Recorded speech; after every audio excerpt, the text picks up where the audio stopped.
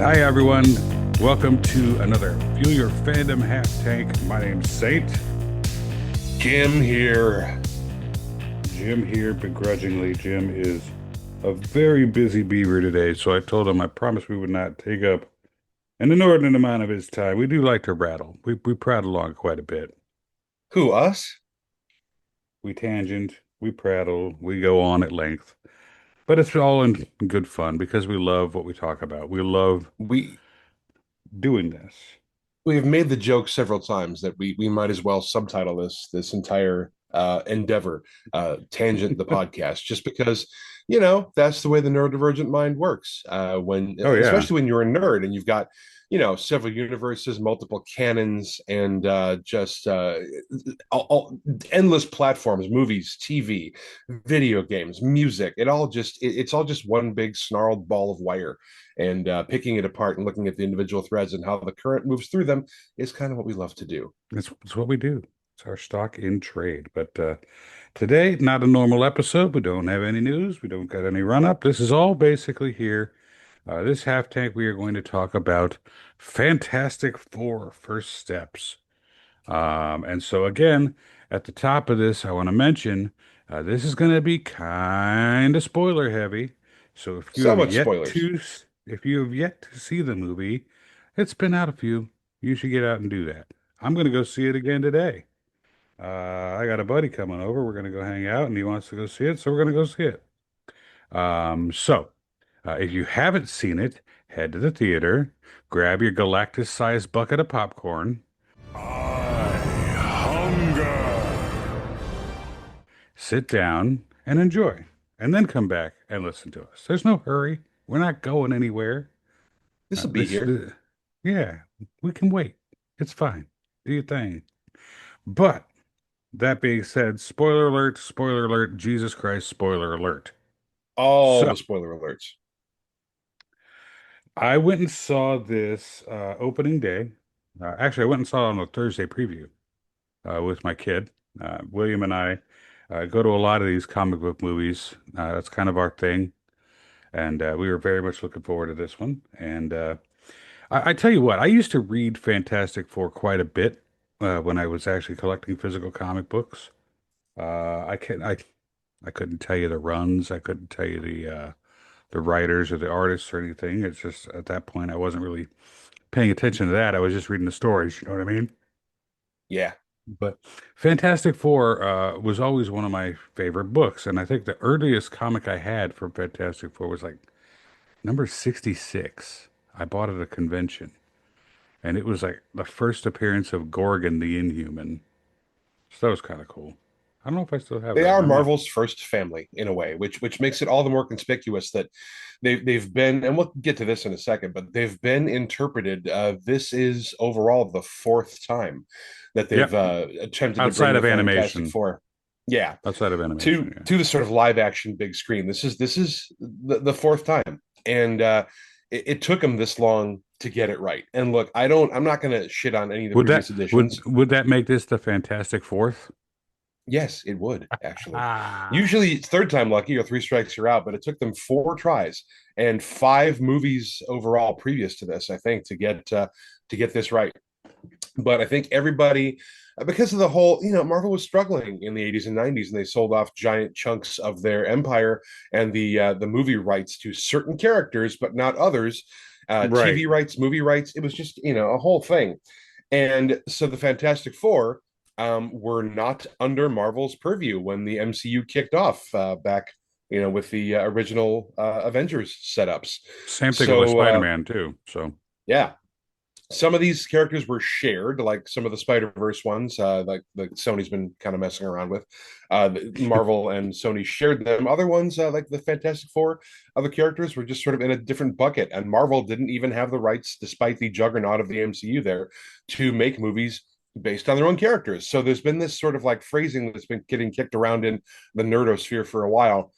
We'd love to see what Marvel does when they get their toys back, because historically, even if Marvel's had kind of an uneven run recently, and you can't take anything away from the fact that they have. The Marvels didn't do well, Quantumania didn't do well. Even earlier this year, Thunderbolts underperformed. So people were saying, superhero fatigue.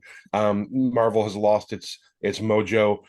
It's just not doing as well. But um, this movie to me really seemed like a return to form for Marvel, Yeah, and we'll get into all absolutely. that. Well, let's talk about let's go briefly talk about the previous incarnations. Of course, the first incarnation of a live action Fantastic Four movie was done by Roger Corman, and that have you seen that one? It's been a very, very long time, but I have seen it, and what I remember from it was they seemed to. I remember the Human Torch effects and the Thing costume being incredibly impressive for the time. Actually, um, I really, like really that good. like if you had that costume at a costume party, the Thing's costume at a costume party, Hell you'd be yeah, you'd be the belle of the ball. Now on screen, yeah. It was, but if just you went to like you could see Comic the Con with that zipper. shit on, Oh yeah, you could see the zipper. Yeah, it was, easy. but the face was well articulated. It looked good. Some care went into that. The Human Torch effects I remember being really, really good, but then they cheaped out. And like I remember thinking to myself, boy, they really pumped all the budget into the Thing costume and the Human Torch effects, because there was one scene I think what sticks out to me is Reed punching Doctor Doom in the face, and they basically just attached the era version of a GoPro to the back of like a broomstick that had a blue sleeve on it, and then kind of like zoomed it across, to simulate the stretching. And it It was like, was so come on, bad. man. I mean, it's Roger So, Corman. You kind of expect a certain amount of cheese, but but that whole movie was only made because Roger Corman had somehow stumbled onto the rights to make a Fantastic Four movie, and if he didn't use them, he was going to lose them. So he just threw that shit together, and there's a reason why it was never officially released. we had Alex Hyde White as Dr. Reed Richards, Jay Underwood as Johnny Storm. And Jay Underwood, you may recognize his name. He was in a bunch of those fucking Disney movies, He like the was. remakes, like the Computer Wore Tennis Shoes and this, that, and the other thing. He was in all the remakes of all the Disney movies. He was kind of the golden boy for a little while. We had Rebecca Staub as Susan Storm and Michael Bailey Smith as Ben Grimm slash the Thing. And then we had this weird little fucking leprechaun thing running around the entire time. I don't know what the hell that was all about, but Nobody does. No, less and said and about the better. then Green LeMay Cape Doctor Doom, played by Joseph Culp, which was hammy and uh, cheesy and ham and cheesy. It was Super comic booky in the same sort of campy vein as like the '60s Batman series. yeah, that's a good way to look at it. I mean, and there are certain elements of this movie that are kind of fun, but altogether, not. I wouldn't write home about it. You know what I mean? It had the I would feel have, of the desperate maneuver that it was. which is, I feel like a lot of Roger Corman's stock and trade. Yeah, But it's kind of his whole thing. It's what he's good at. He's the Uwe Boll of Michael Bay's. Jesus Christ, put that on a t-shirt. I love it. Um, but then we had a double series of movies. There's two movies that came out. I want to say, was it early 2000s? I'll have to Yeah, look and it that up one here. had Yoan Griffith in the role of Reed Richards and Jessica Alba as Yeah, Sue Storm. 2005. Chris Evans, pre Captain America as Johnny Storm, and Michael Chiklis, who's a fantastic actor who I love very much in the Ben Grimm Thing role, and they did two of Mm-hmm. those. Mm-hmm.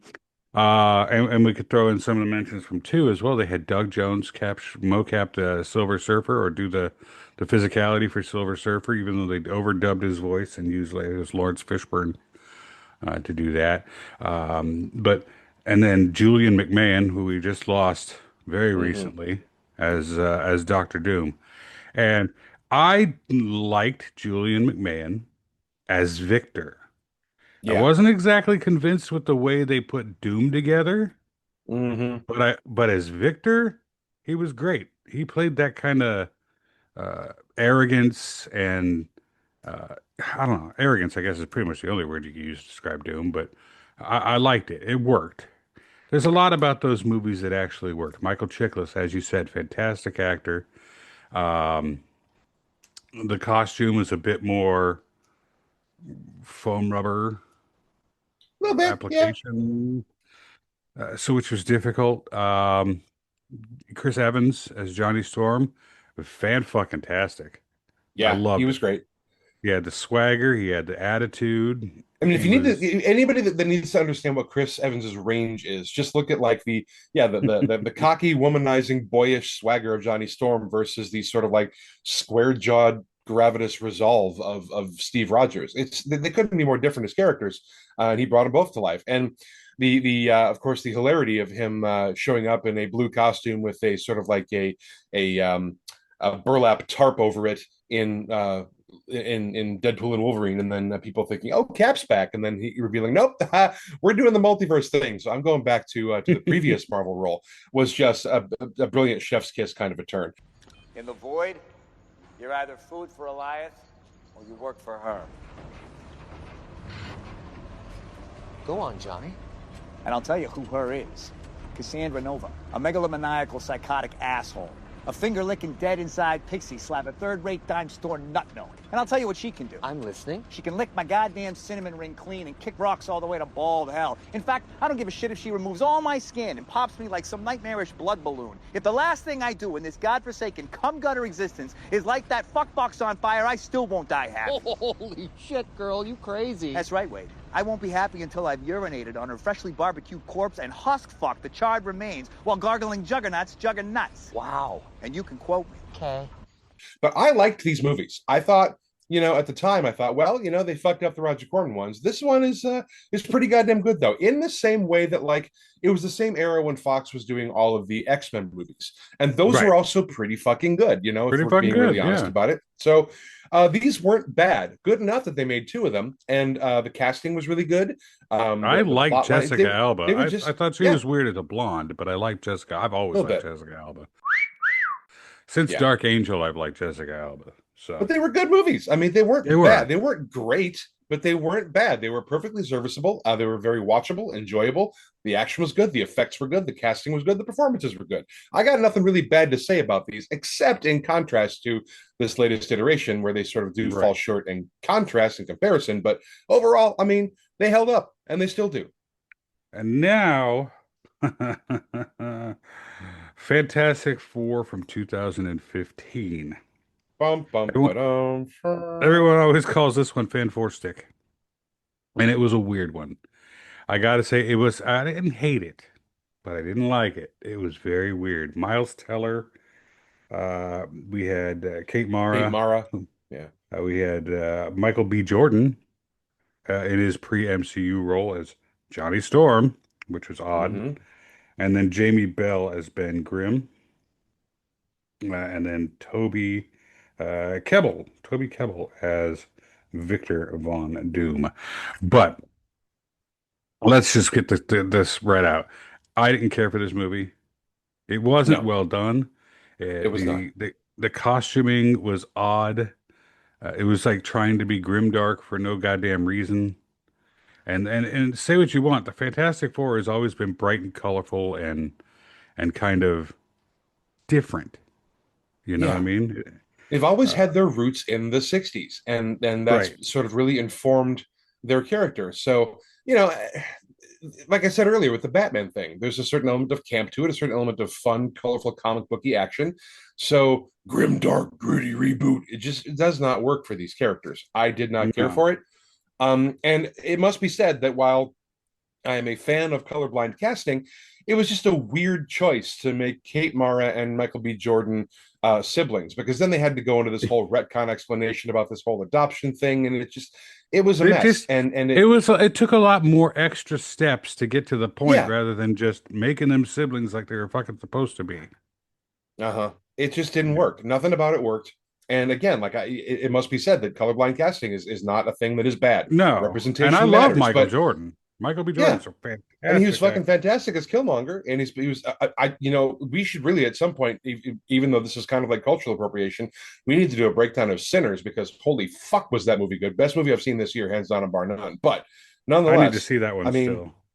so fucking good. The less you know about it going in, the better. But nonetheless, it was just there were some bad choices made. There were some weird choices made, from gritty grimdark reboot to bad costuming to just egregious thing effects to just not good performances. It was Yeah. the whole thing was there wasn't any. I can't say anything good about it, which is I can usually, like you, I try to find something good about everything. I don't want to yuck anybody's yum and shit on anything that people put effort and care into, but should have been more effort and care put into this. It was just a complete misstep all the way around. As the kids say, it was not the move. So No, it obviously wasn't. did not spawn any sequels or any additional going forth efforts. Even the cast kind of understood that it was not great. So the Marvel had kind of a problem. They have this Yeah, property that is one of their most bespoke properties, that is their beloved, first storied. family. And you've got this entire universe built around superheroes that arose after them, and they were nowhere to be seen. So now, Yeah, how do we incorporate this? How do we make this part of our overall universe? And let me tell you, first talking about this new movie, they didn't. no. And I gotta tell you, I think that's what I liked about it. They had to do it that way, and the way they did it, they kind of had their hand forced by their own sort of like setting up the storytelling structure of the MCU at large, and we finally got back these characters that predate all of our other characters, and we have to find some way to retcon why they weren't around before now. They didn't really have a choice about how they did it, but the way they built their storytelling around more or less being forced to do it that way was still beautiful, artful, and I think fantastic. No pun intended. You liar, you pun intended that entirely. Um, yeah, I think if TV. I'm gonna have any if I'm gonna have any kind of thing to say about it, I think that worked heavily in this movie's favor is the fact that Yeah. it was not connected to the overall MCU as a whole. Even Kevin Feige has come out and said recently that they're dialing back the TV slate, they're dialing back the movies, they're going to do one or two things a year and kind of make them more back into the spectacle that they were when they started. Because it's starting to feel like homework. It's starting to feel Hmm. like we're just throwing shit at a screen because we have to. We want to keep printing that money, but quality dips and people Yeah. lose interest. Purpose And and intention go by the wayside when you've got that much content. And we talked about this way back and on it's the Glut homework. episode. Yeah, Yeah. There's it just too just much to becomes keep up with. homework. It becomes like what you used to do years ago, like if you're trying to follow like the Secret Wars or the Infinity Saga thing. You got to buy 72 books across 12 titles just to get all the cameos, all the storytelling, and then you kind of got to piece it together once you read everything. And it's a pain in the ass. And he's right about that. The worst one for me when I was collecting physical media comic books was, and I remember this, it was a there was an earthquake in Gotham City that leveled Gotham City. And it was the aftermath of the earthquake and this, that, and the other thing that kind of went on for fucking forever. And so that was, I was collecting all of those. It was that, and then there was this Green Lantern story where they were resurrecting characters from the dead, Blackest Night. And so uh, I was reading a bunch of Messy. those as well. So, but it was a lot of books, and it got very expensive at like $3, $4 a pop, Oh, yeah. and that was fucking 15 years ago, $3, $4 a pop.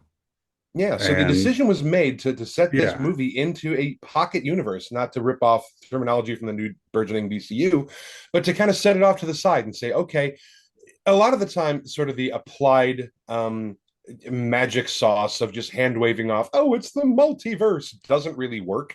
But in this case, not it did anymore, because it had to.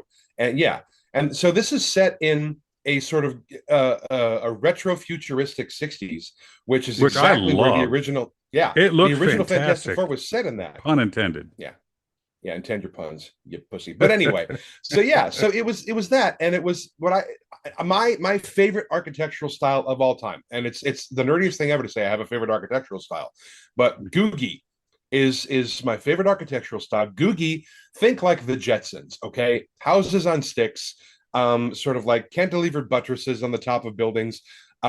It's basically what the past thought the future would look like, even though we took a different path and it never showed up.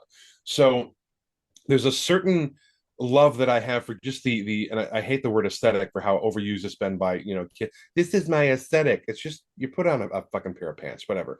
But aesthetic as a word when used properly, when used as a spice like it's supposed to be, describes stuff like this, where they've got a production design that is organized around a very specific look and feel that is akin to what the original Fantastic Four books did. So production design, let's get that out of the way. Fucking fantastic and absolutely bang on appropriate for the subject matter and the source material.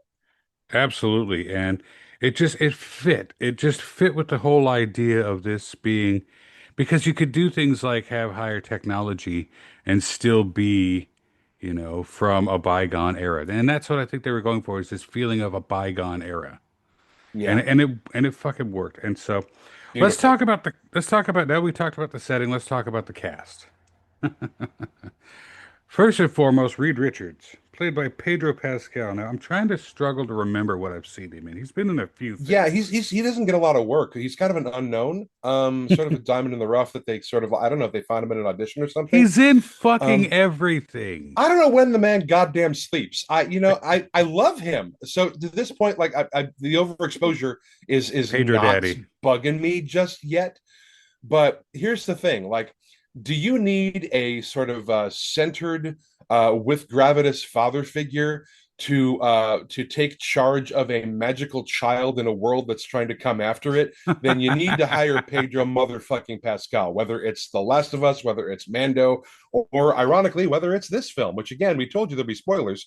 So need a centered daddy to take charge of the magic baby. You need to cast Pedro Pascal, and even within his oversaturation, he's getting typecast as that. But nonetheless, I mean, even if he's this is his third movie this year, and it's still summer, and he's got more shit coming out. But good on Of him. I course he mean, does. and I'm not even counting like The Last of Us, which is a series. I mean, that's four big, huge things that he's been in this year.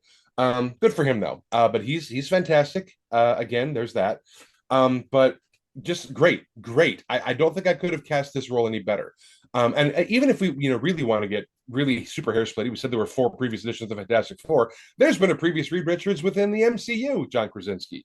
So Hmm. different Earth, different dimension, though. But nonetheless, I think I feel safe in saying that Pedro Pascal, best Reed Richards / Mr. Fantastic so far, and we're up to five now, just in the last 30 years. Something like that. And there's a reason for that. And we'll address that here in a little bit because there's a Yeah. post that I came across that I thought was really interesting. We have Vanessa Kirby as Sue Storm. Vanessa Kirby, I haven't seen her in a whole lot of stuff. She was in The Crown. I did see her in the Mission Impossible movies. We just did a binge of all of those. She was in the last two of those, and might be in the last one in theaters right now. We haven't seen Dead Reckoning yet, but she's great. She The brought a heart of lot the of film. serious energy to this film. And I think a lot of the reason, and again, this is part of that article I was going to talk about later, but they talk about the fact that Sue Storm got relegated to like Shrinking Violet type of role, where Yeah. she was timid and scared. And Just a woman. no, let me tell you this, and this is from reading the comics, this is from everything I know about the character. She's one of the strongest characters in the MCU, period. No Her question. power, if she's you properly utilizing her power is godlike in its nature. And that shows up here. Reed can stretch, Thing is strong, Johnny's on fire. She could put a fucking embolism in your brain by thinking about it. You're dead. She could throw a She, force field around a building and chuck that fucking thing into outer space. I mean, she's she's kind of, so you know, powerful. she So is powerful. nicknamed kind of her they don't really use, and that's the thing other thing I find interesting with ever getting ahead of ourselves. They don't use their character names much at all, except within the in-universe media they're referred to as kind of Human Torch and Invisible Woman. Otherwise they just call each other, and so does the public. No secret identities here. They just call them by their real names. They're a known quantity in this universe. These guys are like kind of they're just a council of people that are looked up to, that are not just the protectors of their world, The but Future also Foundation. they had the Future Foundation. So they're at the forefront of technology. They're space explorers, and again, these are all aspects of the characters that have been there for a while, but they just explored all of that. And to jump back to Reed for a second, When you think about Mr. Fantastic, you think about, oh, he's like Helen Parr. He's like Plastic Man. He's very stretchy. That's his superpower. That's how the gamma rays affected him.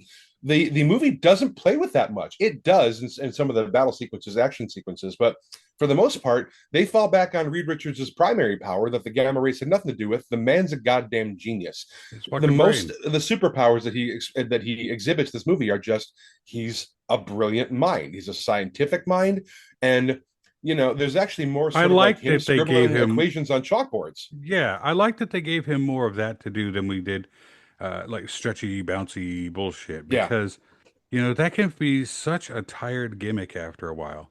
But Reed is one of the smartest people in the MCU, in the Marvel Universe.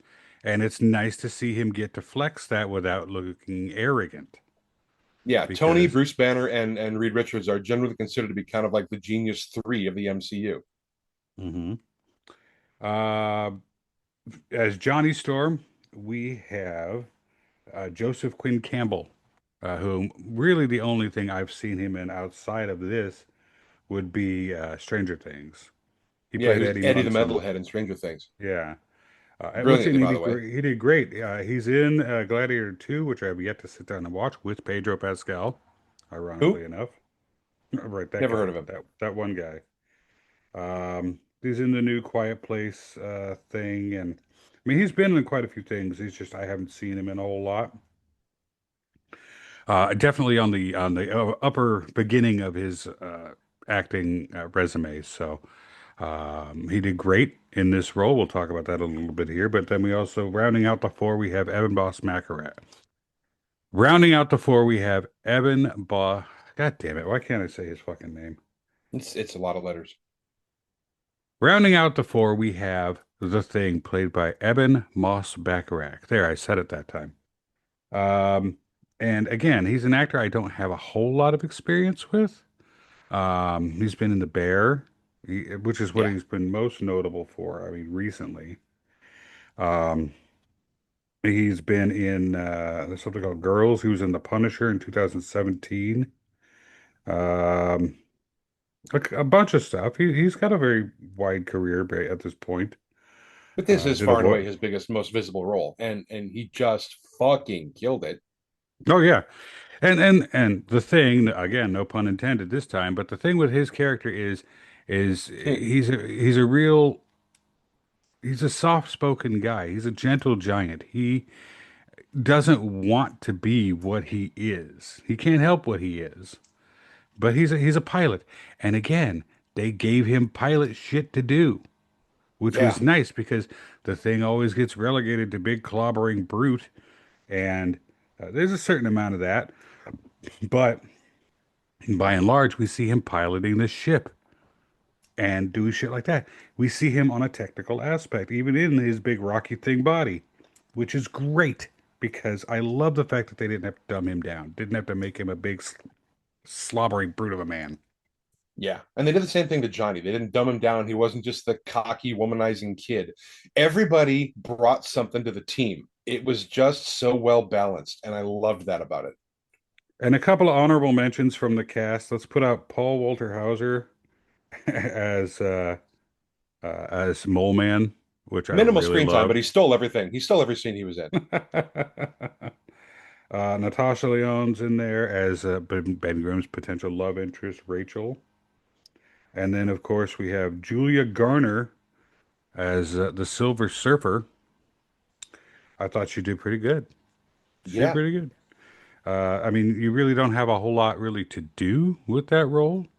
It's really staccato, really deadpan, but in the acting comes physicality, and she did a really good job with that. And they gave her some depth and some character development that just, I'm having a hard time finding fault with this film. There's one or two tiny little things that I think we'll get to in a minute, but overall, like this movie was just pure comic book cinematic joy, much It in the was same way the fun. Superman was. Not in the same way, but in the same sort of like we're gonna make this a straight up colorful heroic comic booky fucking movie. We're not gonna do any, there's gonna be character development, there's gonna be serious stuff that happens, but overall this is a comic book movie in a way that a lot of superhero movies kind of aren't because they take themselves too seriously.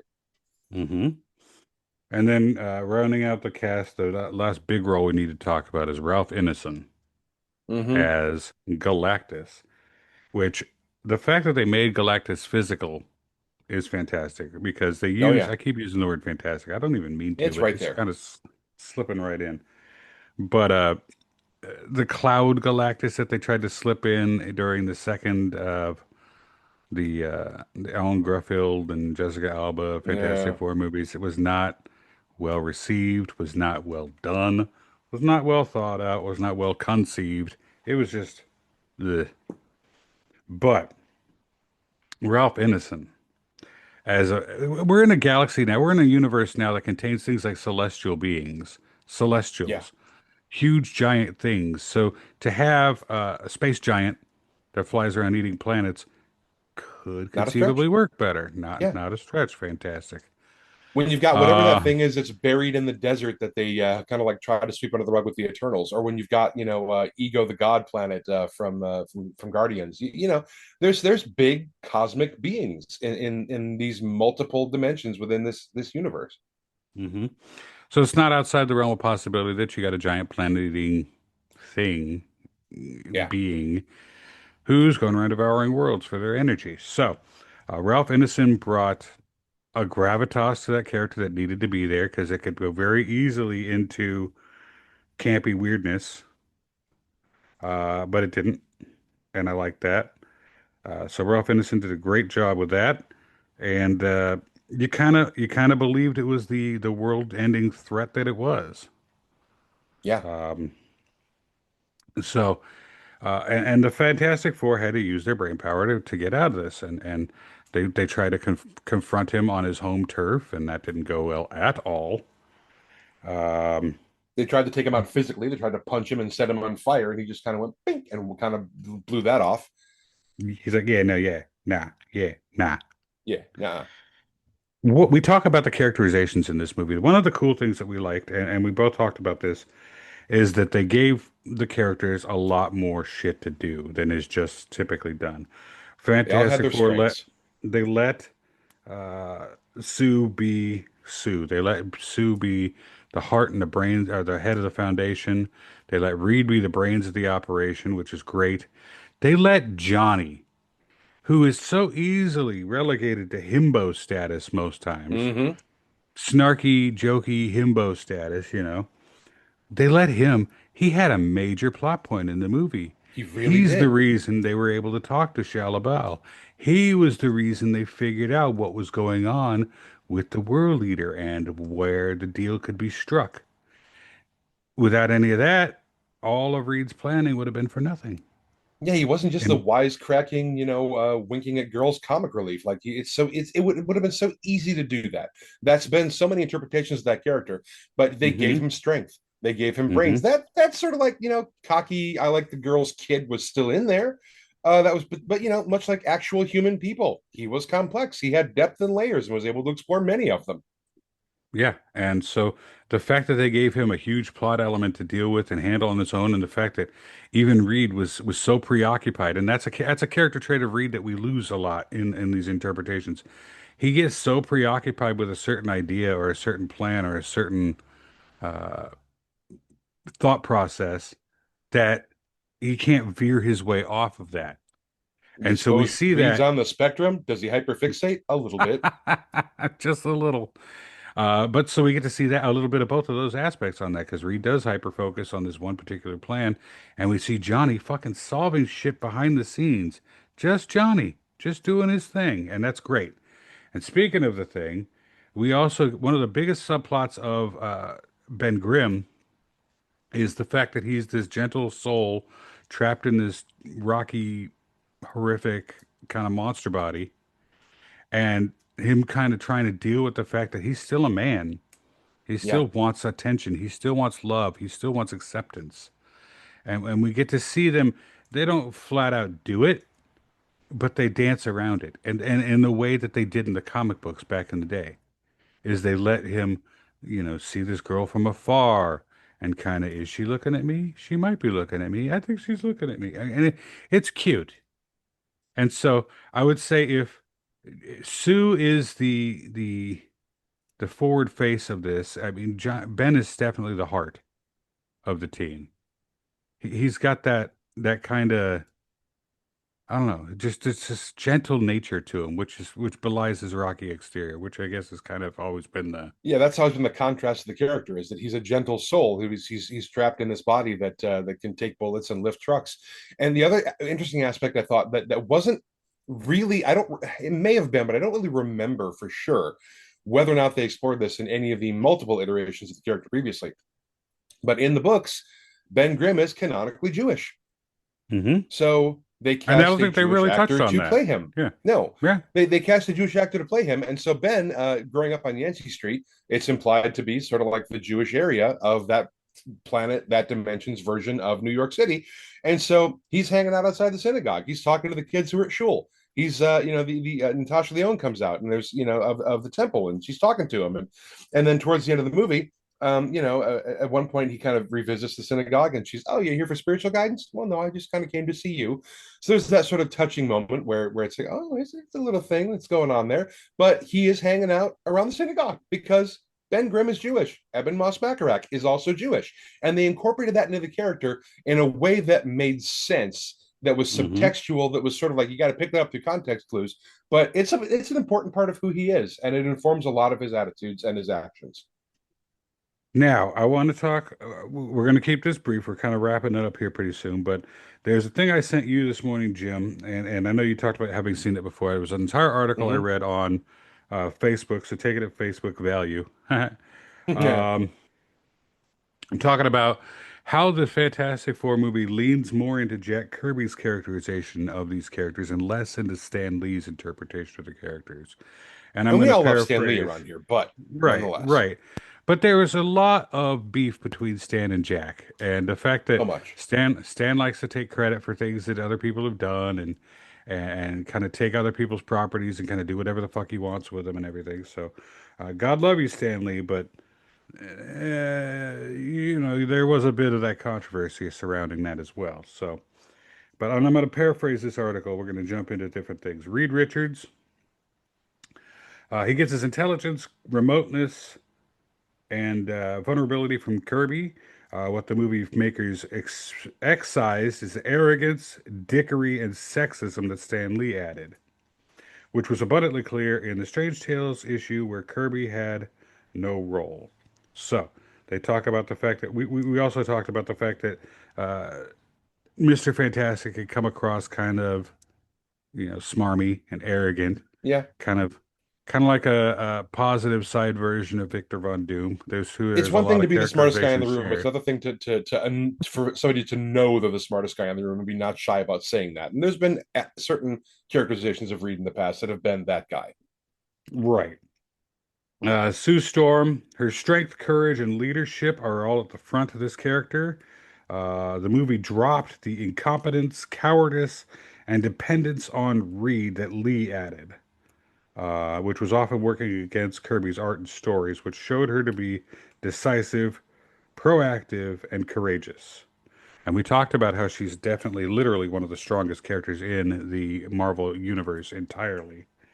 So, Johnny, his hot-headedness is downplayed to show his more introspective, thoughtful, and caring side, which is not playing against type. This is Kirby's characterization of Johnny Storm post-Galactus saga. Kirby showed that Johnny was capable of character growth from his harrowing experience obtaining the Ultimate Nullifier, which is how they defeat Galactus in the comics, and his experience that harmed him, matured him, and left him changed forever. So we got to see a bit of that more mature Johnny in this movie, which was nice. Like we said, it's real easy to slip into just bro code and just let him bro out and just. I mean, and say what you want about Chris Evans is I love Chris Evans' take on that, but he was totally just, oh, I'm gonna prank Ben. Oh, I'm just a goof. Yeah, Whatever. that was the direction. Yeah. I'm gonna get into a car and I'm gonna drive around real fast. And um, Ben Grimm, the focus on his essential dignity. Now that's a good way to put it. His essential Yeah. dignity and heart, which is pure Jack Kirby. Lee's portrayal as a dim-witted, clumsy buffoon is gone. And so it talks a lot about the Silver Surfer as well. Lee's whining, mewling, gesticulating, overacting Silver Surfer crybaby is gone. Kirby's badass, amoral Silver Surfer is back. And then I think it pretty much covers what we need to cover. But Galactus is pretty much just Galactus. They did what they needed to do with Galactus, but it says a whole lot about the fact that uh, different writers can have different approaches to characters, and what you take what you want from each character. So this is what I got from that. So Yeah, and these characters are archetypes, so it's very easy to sort of default to lazy writing and make them not just archetypes but stereotypes. But these characters in this iteration were given so much depth, so much range, and so much heart that it brought out the absolute best aspects of various iterations of their interpretation in the books over the last, 60 years. and I So think I thought it was fantastic. the character saying that. read both too. I think the characterization that we just talked about was part of the reason that this movie succeeded so freaking well. Nobody wants to see a shrinking Violet Sue Storm. No. Nobody wants to see an arrogant Reed Richards. No one wants to see hot-headed Johnny being hot-headed Johnny again.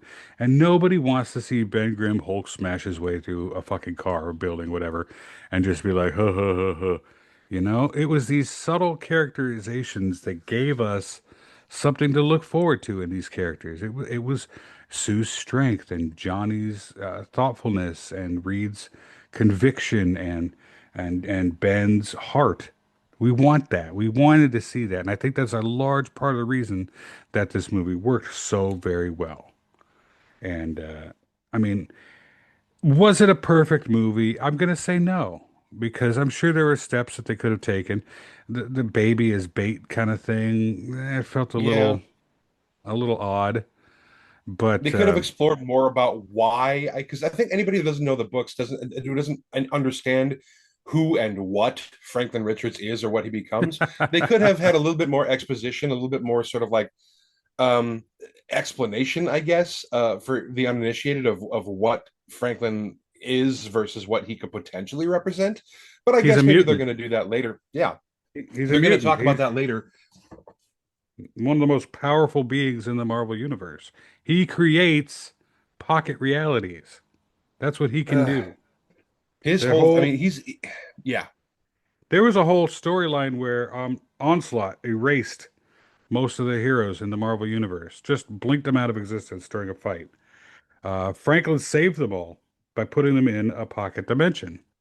And that's where we got that weird fucking Captain America that Rob Liefeld drew that was like barrel chested as a motherfucker and just very oddly showing that apparently he doesn't know how to do body proportions correctly. But he never did. Bitch can't draw but feet either, but he knows it. but Franklin is one of the most powerful mutants in the Marvel universe, and I think they tried to retcon him out of being a mutant now. The whole mutant thing is very weird right now, but But he's a they're going to very be introducing the powerful X-Men to the character. MCU. So, It- the mutant thing is going to be coming up. And the other, there are other little tiny. Okay, but before I get to the problem that I had with it, what I thought was interesting is about not just the googie retrofuturistic '60s aesthetic, but the society that surrounds the Fantastic Four. I was fascinated by. It's an incredibly hard thing to describe and pin down, but the people of New York in this universe are they're used to having the Fantastic Four around. They're used to them being their protectors, their leaders, their thought leaders, and everything. And so there's a certain not just '60s aesthetic, retrofuturistic aesthetic in the production design, but also in the sort of supporting characters, the day players, the extras, the NPCs, I guess. Where I remember reading somewhere Tell me you that play video games that you don't when you yeah, don't tell me you play video games. Yeah. a little bit. I remember reading somewhere that when Pedro Pascal got cast as Reed Richards, he's sort of like, oh, so I get to do a transatlantic accent then. I get to lean into this sort of like, like if you're watching old movies, like old '60s movies, there's that very strange clipped form of speaking that if you look at old newsreels or you watch old movies, well, see here, mister. And he leaned into that and they said, maybe dial that back a little bit. Please But don't. if you think about, yeah, if you think about that accent as a populace well, see here, mister. The guys, they've got the reporters have their smart little hats on, and they've got their little notebooks they're writing notes in, and the people around them are wearing, the society they built to surround these guys is so analogous to, but several steps removed from what reality would have been during our time period in that, because it's an idealized version of it. And I don't think that gets talked about enough. That was something that, again, very hard to describe and pin down, but the society that surrounded them was incredibly different. The problem, this is a different tangent again, which we do. The I've only heard. issue that I had, and I saw the movie twice, the only thing that kind of like on the second uh viewing jumped out at me is that it's a big, and again, we warned you about spoilers. It's a big plot point that they decide they're going to defeat Galactus by just not being there when he shows up. It's a classic Sun Tzu Art of War thing. If your enemy knows where you are, don't be there. So throughout the movie, there's been this sort of like background thing that they've set up where Reed is working on teleportation technology. He can put an egg into an egg cup and then go boop and beam it across the room. It sucks a lot of power just to move that egg, but he can do it. And then at the not in the back third, in the third reel of the movie, Reed thinks to himself, well, maybe if we just move the planet when Galactus shows up, it won't be here. We'll just move the entire planet by building a much larger version of what he calls the bridge to create a force field around the planet and go boop and move it somewhere else. And it's far-fetched, but fucking whatever. This is sci-fi. It's sci-fi. Yeah, we're yeah. do that shit. So there's a massive worldwide production effort, a huge undertaking of construction to build these bridges at strategic points around the planet to create a giant force field around the world and move it. And the whole world bands together. And again, it kind of dovetails with the society thing I talked about before. It's a huge global effort to do this infrastructure thing. And they just all they make it a point in sort of background newsreel footage. The whole world has joined together to support Reed Richards and the Future Foundation's idea to move the planet. And it should work. And it starts to work before shit goes wrong thanks to Shalabal. But there's only one bridge left at the end of the movie, and it's the one they build in that universe's film universe's version of Times Square. And they have the idea that, well, if we can't move a giant god away from, or we can't move the giant planet away from a space god, move the space god away from the planet. And they decide to open the bridge and just shove Galactus through it and boop him over to some other, point unknown at the other side of the universe. Boop. Well, the issue that I had was, throughout the movie, they kind of broke their own rules. They kind of subverted their own magic a little bit, because throughout the movie, Reed is shown to beam this egg across the room. And of course, he says he hand waves away, moving an entire planet. Well, it's just a matter of scale. We'll just do it bigger. Well, that makes sense. Okay, fine. But there's always been demonstrated an idea that you have to have a point of origin and a point of termination for whatever you're transporting. There's always two edges to the bridge. So in a larger sense, when they built all these bridges around the planet to boop it somewhere else, there's not a bridge on the other side of where they're going to boop it. So that kind of jumped out at me. It's like, well, how do they know where they're going to end up? They could end up in the middle of a neutron star or a star cluster or something. They could sure beam some kind of themselves hand waving. Right, hand waving. But ultimately, when they do push, well, not they, Sue draws on the deep range of mama bear power to protect her child and also her family to just basically shove Galactus through this open portal to where there's not, they've established within the dialogue that that's the only bridge left. Shalabal destroyed the rest of them in an attempt to kind of make sure the planet was there, to make sure her boss had something to eat when he showed up for lunch. So where do they we'll just shove them to another point to the other end of the universe. Well, again, hand waved it off, but it's been established within the mythos of this film that you have to have 2 points, an origin point and a termination point. Where'd they push him? I guess Reed doesn't care. The point is just to get him away, but it also sort of like breaks the laws of this movie to just not have a termination point for it. They don't know where they put him. Nobody knows where they put him. There wasn't another bridge. They just kind of shoved him through a hole and called it a day.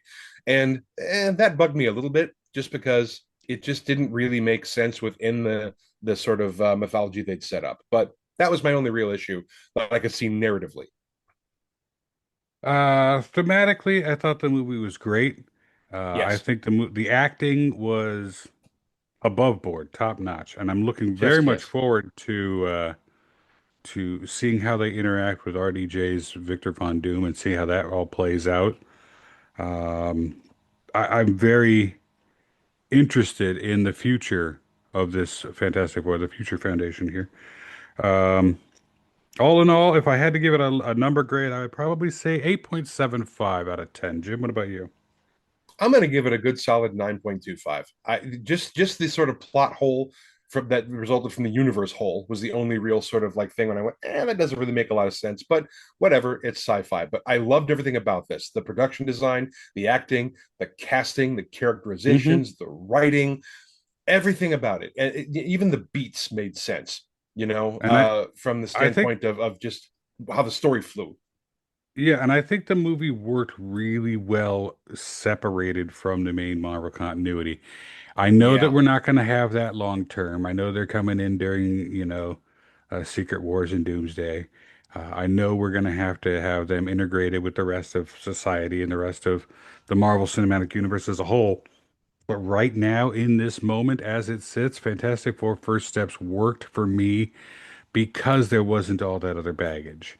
There Yeah. wasn't a Sokovia Accords. There wasn't a, Thanos event. There wasn't this, that, and the other thing. It was just, When Shalabel comes down and says, "Are you this planet's protectors?" Sue can and Reed can definitively say, "Yeah," because they're it for their world. There's not a huge cabal of heroes. There aren't, alliances and teams. They're it on their world, so they're used to and kind that of made being it the point. work.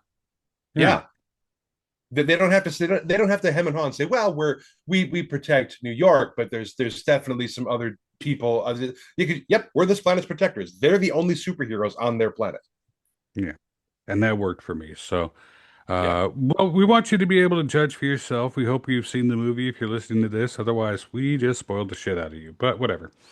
Um, give it a look, give it a watch. Let us know what you think. We'd be very interested in hearing your take on the show, on the characterizations and the acting and the story beats and how you thought this thing portrayed overall. I loved it. I thought it was great. I'm going to go see it again this afternoon, probably in a Yeah. couple hours as we sit here. I do have some editing to do beforehand, but after that, more movie time. I didn't pick up the popcorn bucket. I wanted to.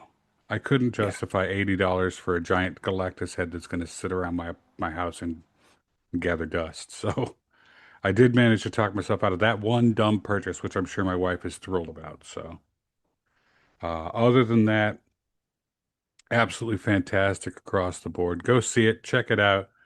And let us know your opinions of the movie. We'd like to know what you thought. We'd like to know your take on it. A couple different ways you can do that. Hit us up on Facebook, facebook.com/fuel your fandom. Send us an email, fuelyourfandom@gmail.com. FYF talent booking at gmail.com. You can find us on threads at Fuel Your Fandom, on Instagram at Fuel Your Fandom, on Blue Sky at fuelyourfandom.bsky.social, and anywhere you find fine podcasts. However, our home on the web is fuelyourfandom.buzzsprout.com. Correct, you are, sir. And the last And thing I want to mention before we dip out of here is just it kind of like yeah, appropriately, Marvel has done the Ferris Bueller thing and elevated that to high art by putting in post-credit scenes. We've had two Marvel films this year. They both involve this universe. So right here at the end, appropriately placed, I will talk about just very briefly the post-credit scenes.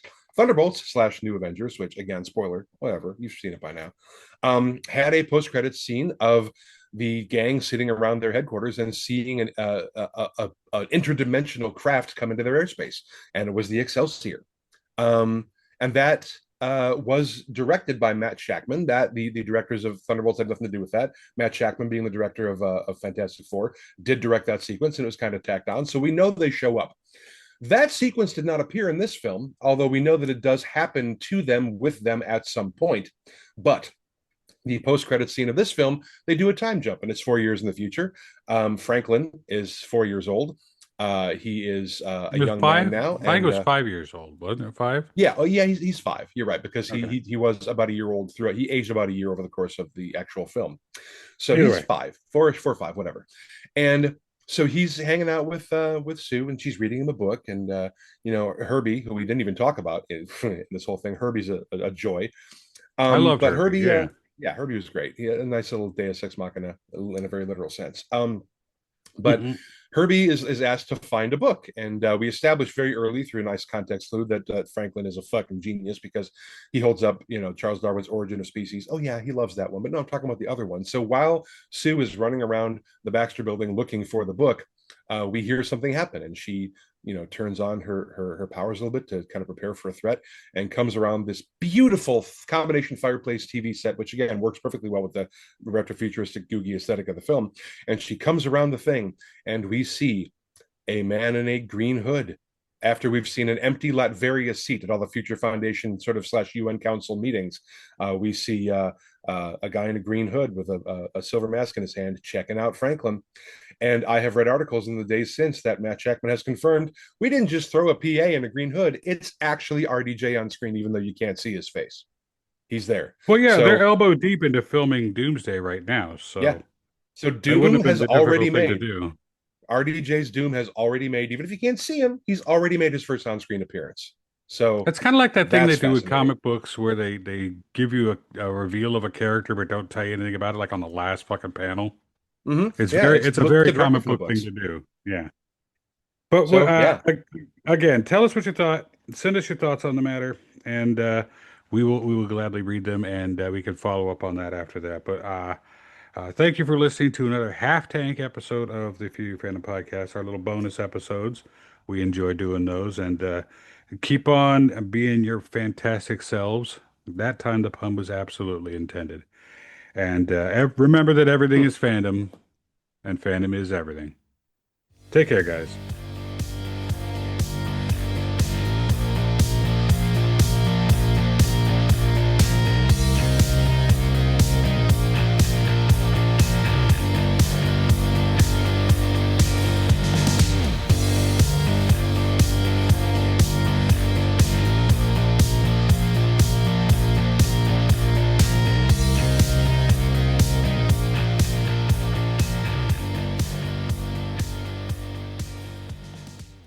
What time has it been? No. What time has it been? No, Johnny. Say it! I don't wanna! Say it!